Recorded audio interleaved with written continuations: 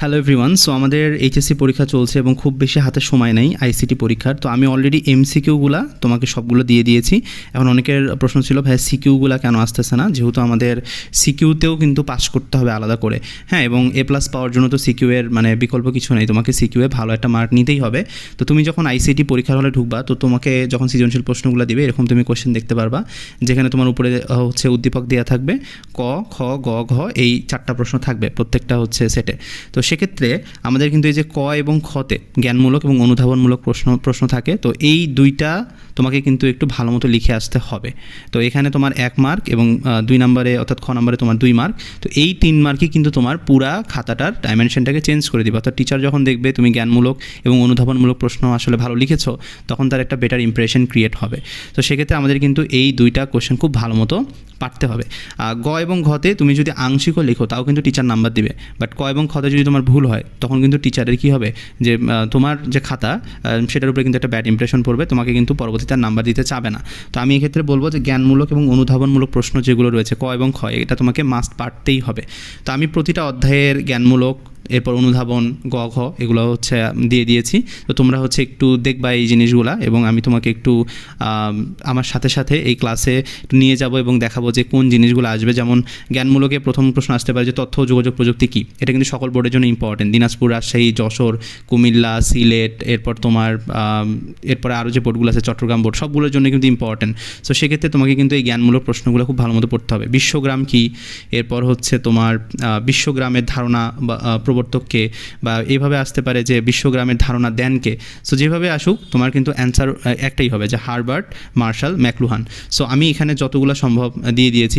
Internet কি, email কি। তো এখানে আমি একটা জিনিস বলে দিই যে অনেকে আবার ইলাবোরেট করে লিখতে চাই জ্ঞানমূলকে, বাট আমি বলবো যে এটা এক লাইনে লেখাটা বেটার। যেমন ইমেইল কি, এটা যদি কোশ্চেন আসে তুমি জাস্ট লিখবা যে ইমেইলের পূর্ণ অর্থ হচ্ছে ইলেকট্রনিক মেইল, তারপরেও কিন্তু তোমাকে টিচার নাম্বার দিবে। বাট কেউ যদি একটু ডিটেল লিখতে চাও লিখতে পারো, বাট এখানে এক লাইনটাই কিন্তু আসলে প্রেফারেবল। ওকে, আমি জাস্ট বোঝার জন্য তোমাকে এখানে দিয়েছি। টেলিকনফারেন্সিং কি, এরপর তোমার হচ্ছে ভিডিও কনফারেন্সিং কি, এরপর ভিওআইপি কি। তো এগুলো কিন্তু পড়তে হবে, যে ভয়েস ওভার ইন্টারনেট প্রোটোকল। তারপর জুম কি, যেটাতে আমরা ক্লাস করি, হ্যাঁ, এটা হচ্ছে আমাদের ভিডিও মিটিংয়ের একটি প্ল্যাটফর্ম। গুগল মিট কি। তারপর আমাদের কোশ্চেন আসবে যে ফেসবুক মেসেঞ্জার কি। তো এগুলো আশা করছি যে আমাদের কমন জিনিস, বাট আমরা কিন্তু এটাকে গুছিয়ে লিখতে পারি না।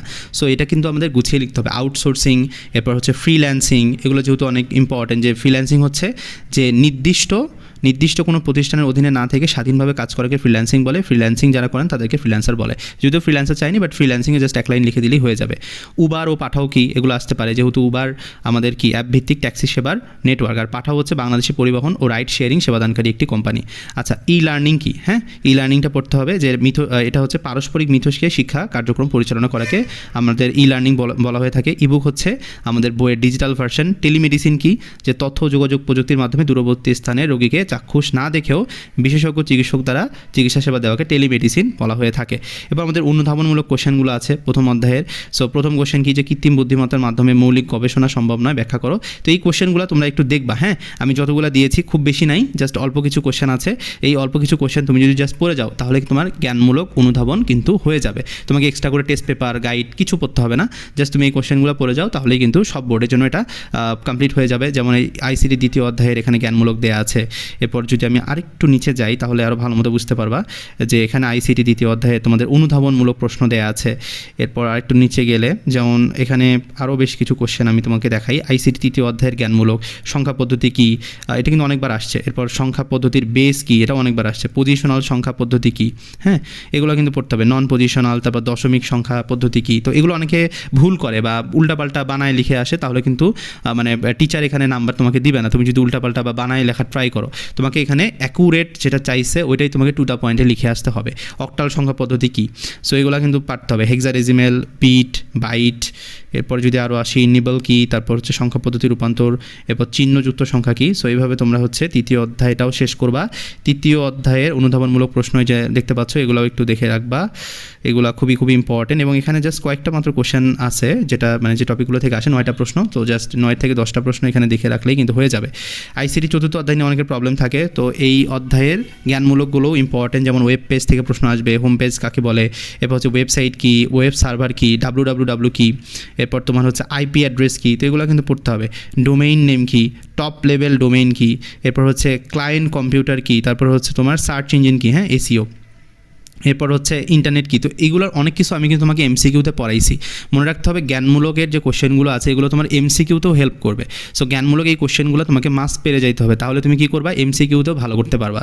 আচ্ছা, ওয়েব পোর্টাল, তারপর হচ্ছে ওয়েবসাইটের কাঠামো কী, যে অবকাঠামোতে একটি ওয়েবসাইটের সকল তথ্য বা বিষয়বস্তু উপস্থাপন করা হয় তাকে হচ্ছে ওয়েবসাইটের কাঠামো বলা হয়ে থাকে। এবার হচ্ছে আপলোড নিয়ে প্রশ্ন আসবে, ডাউনলোড কাকে বলে এটা নিয়ে প্রশ্ন আসবে, ই কমার্স ওয়েবসাইট কী এটা নিয়ে প্রশ্ন আসবে।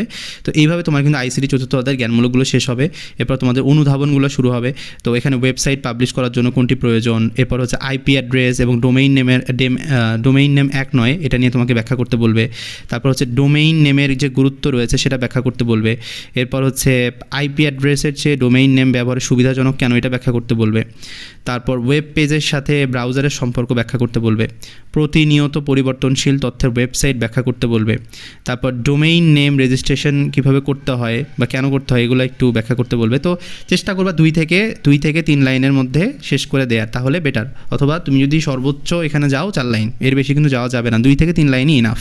আর ওয়েব পেজ ডিজাইন, এইচটিএমএল এর গুরুত্ব ব্যাখ্যা করো, এগুলো আসতে পারে। তো এগুলো জাস্ট তুমি যদি অ্যাকুরেট অ্যান্সার দিতে পারো তাহলে কিন্তু তোমাকে এখানে জ্ঞানমূলকে 1 দিয়ে দিবে এবং হচ্ছে এই অনুধাবনে কিন্তু 2 দিয়ে দিবে। ওকে, আচ্ছা, আইসিটি পঞ্চম অধ্যায়ে এটা জ্ঞানমূলক প্রশ্নগুলো দেখো, যে প্রোগ্রামিং ভাষা, তারপর হচ্ছে প্রোগ্রামের ভাষা কী, এরপর চতুর্থ প্রজন্মের ভাষা বা 4GL এটা কী, তারপর যান্ত্রিক ভাষা কী, এটা খুবই ইম্পর্টেন্ট, অ্যাসেম্বলি ভাষা কী, তারপর হচ্ছে উচ্চ স্তরের ভাষা, এটা কিন্তু তোমাদেরকে আমি এমসিকিউতে পড়িয়েছি। হ্যাঁ, এরপর তোমার হচ্ছে জাভা, হ্যাঁ আমাদের জাভা এটা কি, যে জাভা অত্যন্ত শক্তিশালী ডাইনামিক হাই লেভেলের কি একটা হচ্ছে প্রোগ্রামিং ল্যাঙ্গুয়েজ। পাইথন কি, এটাও কিন্তু আমাদের একটা প্রোগ্রামিং ল্যাঙ্গুয়েজ। আচ্ছা, অনুবাদক প্রোগ্রাম কি, তারপর আসো যে কম্পাইলার কি, ইন্টারপ্রেটার কি, অ্যাসেম্বলার কি, তারপর প্রোগ্রাম ডকুমেন্টেশন কি, এরপর হচ্ছে অ্যালগোরিদম কি, ফ্লো চার্ট, তারপর প্রোগ্রাম ফ্লো চার্ট, এরপর সিস্টেম ফ্লো চার্ট, সুডোকোড এবং হচ্ছে ডিবাগিং। তো এগুলা পড়লে কিন্তু হয়ে যাবে তোমার, আর এক্সট্রা করে পঞ্চম অধ্যায়ে কিছু লাগবে না।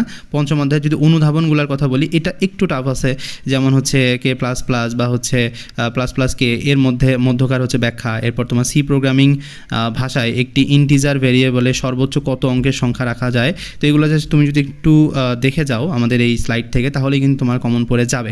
এখানে অনেক কিছু পড়তে হবে, ব্যাপারটা এরকম না, জাস্ট তুমি স্পেসিফিকভাবে দেখে গেলেও কিন্তু তোমার এখানে কমন চলে আসতেছে। 6 নম্বর অধ্যায়ের জ্ঞানমূলক প্রশ্নগুলো একটু দেখে নেই। তো প্রথমেই হচ্ছে ডেটা বা উপাত্ত কি, এটা হচ্ছে কোয়েশ্চেনে আসে। তো তোমরা দেখতেই পাচ্ছ যে ডেটা হচ্ছে একক ধারণা, হ্যাঁ, তো এটা এক লাইনেই আসলে লেখা যায়। এরপর হলো তথ্য কি, এটা আসে যে ডেটা থেকে প্রক্রিয়াকরণের পর সুশৃঙ্খলভাবে যে ফলাফল পাওয়া যায় তাকে আমরা কিন্তু তথ্য বলতেছি। ডেটা সংগঠন কি, তো এটা হচ্ছে কম্পিউটারের মাধ্যমে প্রসেসিংয়ের উপযোগী ডেটার বিশেষ সংগঠনকে ডেটা সংগঠন বলে। ডেটাবেস কি, এটা অনেকবার আসছে, যে পরস্পর সম্পর্কযুক্ত এক বা একাধিক ডেটা টেবিল বা ফাইলের সমষ্টি হচ্ছে ডেটাবেস। আর রেকর্ড কি, এটা আসে যে ডেটা টেবিলের একটি রো বা সারিকে কিন্তু আমরা হচ্ছে রেকর্ড হিসেবে বিবেচনা করি। এরপর হলো ফিল্ড কি, এটা এমসিকিউ এর জন্য যেমন ইম্পর্টেন্ট সেরকম এখানে জ্ঞানমূলকে চলে আসছে, যে ফিল্ড হচ্ছে ডেটাবেজের ভিত্তি, রেকর্ডের প্রতিটি উপাদানকে এক একটি ফিল্ড ধরা হয়। ডেটা টেবিল কি, এটা দেখবা। তারপরে যে এনটিটি, কোনো ডেটা টেবিলকে চিহ্নিত করার জন্য টেবিলের যে নাম দেওয়া হয় সেটাকেই কিন্তু আমরা হচ্ছে বলি কি ডেটা এনটিটি। আচ্ছা, এনটিটি সেট কি, একই জাতীয় এনটিটিকে এনটিটি সেট বলা হয়। আর অ্যাট্রিবিউটটা কি, যে একটি এনটিটির বৈশিষ্ট্য প্রকাশের জন্য যে সমস্ত ফিল্ড বা আইটেম বা উপাদান ব্যবহার করা হয় তাকে আমরা বলি হচ্ছে অ্যাট্রিবিউট। ভ্যালু কি, যে প্রত্যেকটি অ্যাট্রিবিউটের যে মান সেটাকে আমরা বলতেছি ভ্যালু। আর এনটিটি রিলেশনশিপ মডেল বা ইআর মডেল, এটা আসতে পারে যে ডিরেক্ট বলতে পারে ইআর মডেল ব্যাখ্যা করো। তো এনটিটি রিলেশনশিপ মডেল হলো একটি এনটিটি সেটের বিভিন্ন এনটিটিগুলোর মধ্যে সম্পর্ক প্রকাশের পদ্ধতি। আচ্ছা, কি, এটা হচ্ছে যে ফিল্ডের ওপর ভিত্তি করে ডেটাবেজের ফিল্ডের তথ্যাবলী বা রেকর্ড শনাক্ত, অনুসন্ধান, সম্পর্ক স্থাপন ইত্যাদি কাজ করা হয়, এটাকে আমরা কি ফিল্ড বলে থাকি। আচ্ছা, প্রাইমারি কি কাকে বলে, এটা অবভিয়াসলি কি হবে। তো প্রাইমারি কি, এটা যদি আমি বলি যে ডেটা টেবিলের যে ফিল্ডের মানসমূহের দ্বারা একটি রেকর্ডকে অন্য রেকর্ড থেকে সম্পূর্ণ আলাদা করা যায় সেটাকে আমরা কিন্তু প্রাইমারি, সেই ফিল্ডকে আমরা প্রাইমারি কি বলবো। ওকে, এরপর হচ্ছে কম্পোজিট প্রাইমারি কি কাকে বলে, এটাও কিন্তু হচ্ছে তোমাদের কোয়েশ্চেন আসতে পারে, সো এটা একটু দেখে নিবা। এরপর যদি আমি অনুধাবনমূলক কোয়েশ্চেনে যাই যে কী কী আসে, কোয়েরি অনেক ইম্পর্টেন্ট, যে কোয়েরি কমান্ডের যে অন্যতম কাজগুলো কী সেগুলো ব্যাখ্যা করো। তো এখান থেকে এটা দেখে নাও। এরপর হচ্ছে জাতীয় পরিচয়পত্রের তথ্য সম্বলিত ডেটাবেজের ধরন ব্যাখ্যা করো, যেটা ইম্পর্টেন্ট, কারণ জাতীয় পরিচয়পত্রের তথ্য সম্বলিত ডেটাবেজের একটি বিশাল রিলেশনাল ডেটাবেজ থাকে, যেখানে প্রত্যেক ব্যক্তির একটি করে মৌলিক পরিচয় নম্বর থাকে। তো এই ডেটাবেজের প্রাইমারি কি হিসেবে কাজ করে এগুলোকে। আচ্ছা, প্রাইমারি কি এবং ফরেন কি এক নয়, এটা অনেকবার আসছে, সো এটা খুবই ইম্পর্টেন্ট, এটা দেখে নিতে হবে যে প্রাইমারি কি হচ্ছে একটি টেবিলের নির্দিষ্ট কলাম যেটি দিয়ে প্রতিটি রেকর্ডকে আলাদাভাবে চিহ্নিত করা যায়। অন্যদিকে একটি টেবিলের প্রাইমারি কি অন্য টেবিলে যখন ব্যবহার করা হয় তখন সেই টেবিলে কীকে আমরা হচ্ছে ফরেন কি বলে থাকি। এসকিউএলকে ডেটাবেজের হাতিয়ার বলার অন্যতম কারণ কি, এটা দেখবা, বিকজ এটা অনেকবার আসছে এবং এবছর আসার সম্ভাবনা সব থেকে বেশি। ওকে, সো এসকিউএলকে কেন ডেটাবেজের হাতিয়ার বলা হয়। ওকে, এরপর হচ্ছে গোপনীয়তাই ডেটার নিরাপত্তার প্রধান হাতিয়ার। আমাদের থিওরি টাইপের কোয়েশ্চেন, সো তোমরা একটু থিওরিটা দেখে নিবা, এখানে 2 লাইন লিখলেই আসলে হয়ে যায়। এরপরে যদি আমি আসি, ডেটা সিকিউরিটির অন্যতম একটি প্রয়োজনীয়তা ব্যাখ্যা করো।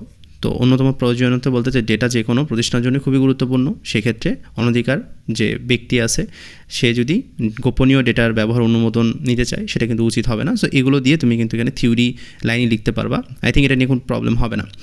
ডেটাবেজ রিলেশনের ক্ষেত্রে প্রাইমারি কি এবং ফরেন কি এর ডেটা টাইপ একই হওয়া প্রয়োজন কেন, সো এটার ব্যাখ্যা করা আছে, তো এটা দেখতে হবে। এরপর হচ্ছে ডিস্ট্রিবিউটেড ডিবিএমএস ডেটাবেজ ম্যানেজমেন্ট সিস্টেমে একাধিক ডেটাবেজ ব্যবহৃত হওয়ার সুবিধাগুলো আসলে চাইতে পারে, তো সেক্ষেত্রে হচ্ছে আমরা এটা দিব। এরপর হচ্ছে ডেটা ইনক্রিপশন করতে হয় কেন, ডেটার গোপনীয়তা রক্ষা করার জন্য এবং নিরাপত্তা নিশ্চিত করার জন্য কিন্তু আমরা ডেটাকে ইনক্রিপ্ট করি, তো এটাও কোশ্চেনে আসে।